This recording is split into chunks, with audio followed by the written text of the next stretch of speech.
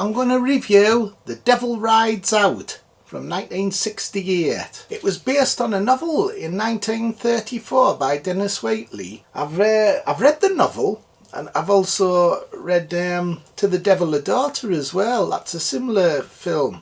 And I find he's writing dry. I thought both the books were a bit crap actually. But the two films based on them books are excellent. This one's really good. It's directed by Terence Fisher and only runs 95 minutes, so it doesn't overstay its welcome. It cost £285,000 to make, so it's another low budget film from Hammer. But this one actually looks a bit more expensive than usual. In this film it stars Christopher Lee as the Duc De Richleau, and he's actually a good guy for once. It makes a nice change instead of him always playing villains like Dracula. So Christopher Lee plays sort of like a white kind of magician sort of thing. He can do magic and stuff, and he's battling against Charles Greene, who's head of this cult that devil worships. So they're both battling each other, good and evil. It's a really good film. It's got great sets, good music. I like the intro sequence at the beginning of the film. All these circles and colourful lights and stuff. It's really good. It gets you into the mood for the film. Christopher Lee says he did a black magic ceremony in real life. And he said something happened.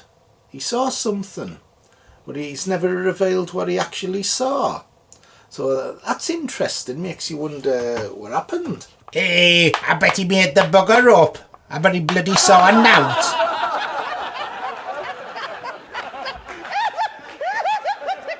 No, it's right, Bones, he did say something, so he says. I've always been interested in the supernatural and demons and the devil and stuff. I find it more creepier than sort of like horror films where you say vampires and rubber monsters. It's because deep down you think that it could actually happen. Like there might be a devil. Like all these religious people who believe in God, well they have to believe in the devil, don't they? The film starts when Christopher Lee's trying to find where Simon is, because they haven't seen him for a while. Simon's played by Patrick Mower, and they locate him. He's a member of this cult in this house, and they have to have 13 guests because they're going to do something. So Christopher Lee playing the Duke and this other guy called Rex, they both team up to try and find Simon. There's a great scene at the beginning of the film when they get Simon away, and then they come back and they're investigating the house, and they say this like a black guy, like he's like a genie, great big fella, and he's like a demon, and his eyes are trying to hypnotise them. And Christopher Lee has a great line when he says, "Don't look at his eyes." It's a really good scene. Hey, I nearly shit myself when I saw that big bugger jump up.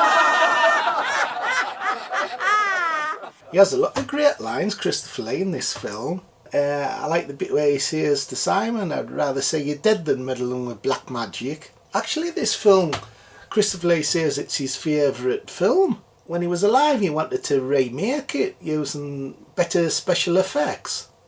I wish he had. It would have been excellent seeing a remake of it. So this devil cult's all these kind of the upper class. They want to sacrifice children and have orgies outside and stuff like that. They try to summon the devil. There's an excellent scene where you actually see the devil, and he looks great, I think. He's got horns and mask and everything, but his body's human looking. I think a really creepy scene. And they get rid of him by throwing a crucifix at him, and he vanishes. There's a lot of excellent scenes in this film. That was one of them. Another one, I absolutely love the sequence where they're in a circle, all four, and they can't leave the circle. So Charles Greene, who plays Mocata, he's trying to use all his powers to get them out of this circle. So he does a lot of different things. He tries to get them to argue. He tries to cause wind. There's a sequence where there's a giant spider walking around trying to creep them out, so they leave this chalk circle. Really good.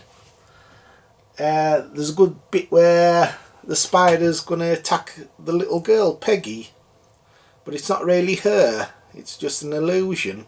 Eventually, after all that doesn't work, he summons the Angel of Death. He's on horseback. This figure runs into the room on a horse, and his mask opens and he's got a skull like bones. It looks really creepy. There's a great sequence where Charles Greer visits the house. There's Mocata. So Mocata visits the house and he tries to hypnotise the woman who owns the house.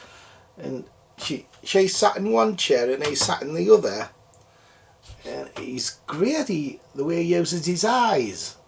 I think he gives the best performance in the film, actually. He's pure evil.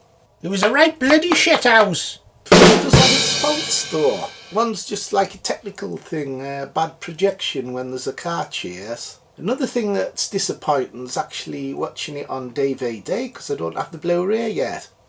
The trouble with DVDs, it's not so much the picture, but I find the sound quality's poor on DVDs. You've got to turn it right up to like get a good level of sound.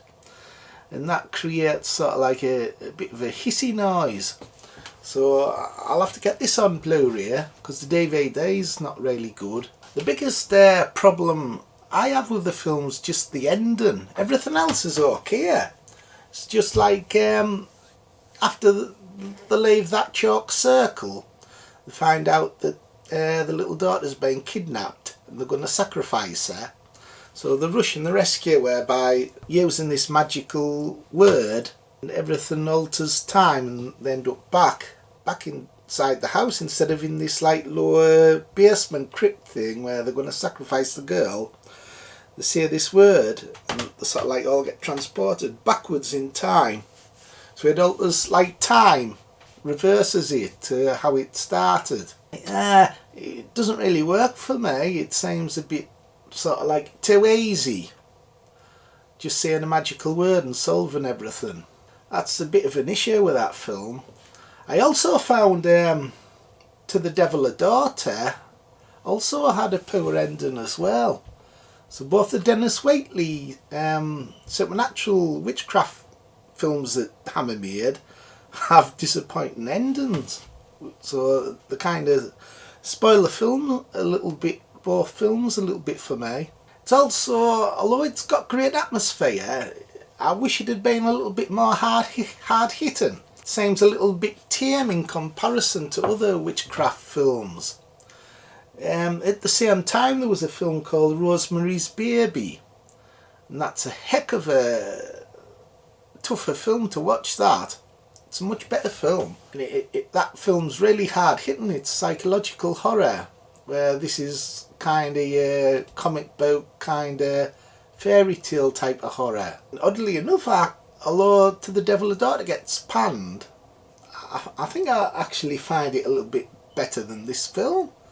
Although I love this film, it's just outside my top 10, I would have think, of Hammer films.